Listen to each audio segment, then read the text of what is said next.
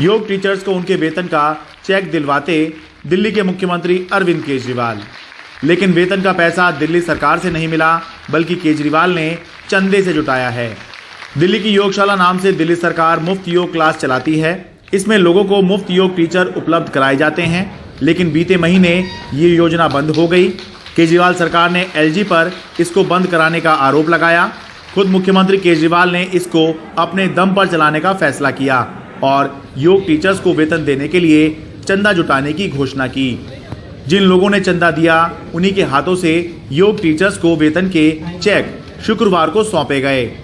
दिल्ली का power structure ऐसा है कि एलजी साहब कुछ भी कर लेते हैं, तो दिल्ली के लोगों ने, फिर हम सब लोगों ने तय किया कि यार योग नहीं बंद होने देंगे, चाहे सरकार से पैसा आए नहीं आए। दिल्ली की जनता इतनी भी गरीब नहीं है कि अपने लोगों को मिलकर योगा नहीं करा सकती।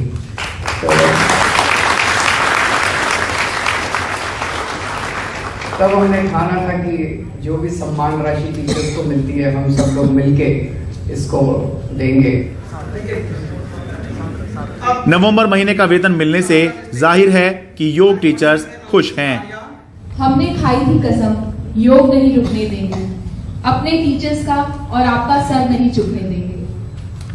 आपने ये सम्मानीय राशि देकर सोने पे सुहागा कर दिया, वरना लोग कहते कि कुछ लोगों ने योग को बंद करके दिल्ली को अभागा कर दिया। हमें पूरा यकीन था दिल्ली सरकार के ऊपर कि ये हमें पूरा वेतन और बिल्कुल ठीक टाइम से, जैसे कि आपको पता भी आज 2 तारीख है, और बिल्कुल ठीक टाइम से हमें सैलरी सभी को प्रोवाइड कर दी है। एक इम्पॉर्टेंट बात यह है कि चुनाव चल रहे हैं दिल्ली में एमसीडी के, तो क्या उसके मद्देनजर ये सब है? तो टेक्निकली ये है कि जब ये योजना अपने दम पर जारी रखने की बात अरविंद केजरीवाल ने कही थी, तब ना ही दिल्ली में एमसीडी चुनावों की घोषणा हुई थी, ना ही गुजरात के जो विधानसभा चुनाव है उनकी घोषणा हुई थी। लेकिन बीजेपी इसे रिश्वत देने जैसा बता रही है और चुनाव आयोग से कार्रवाई की मांग कर रही है। विदेशी एनजीओ से आए हुए पैसे को चुनाव प्रभावित करने के लिए बांटा जा रहा है। हम तो ये भी नहीं जांच कर पा रहे, पता लगा पा रहे हैं कि वो पैसा कितना आया था। इतना बांटने के बाद दिल्ली के वोटर को प्रभावित करने के लिए कितना पैसा इलिसिट तरीके से इस्तेमाल हो रहा है, इसकी जांच होनी चाहिए। जब ये कार्यक्रम चल रहा था, हमने इस पे शिकायत करके इसको रुकवाने का प्रयास किया था। चुनाव आयोग ने निर्देश जारी किया, मगर डीएम ने मुख्यमंत्री के दबाव में उसको चुनाव कार्यक्रम को रोका नहीं।